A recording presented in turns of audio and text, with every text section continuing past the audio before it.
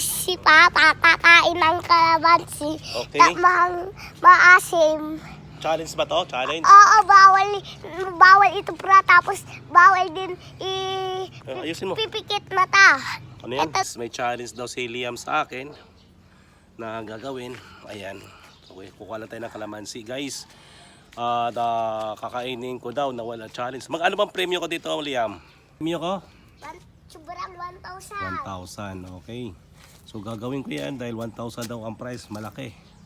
So, Papa, liit. Sobrang liit. Kainin mo guys ng sobrang liit.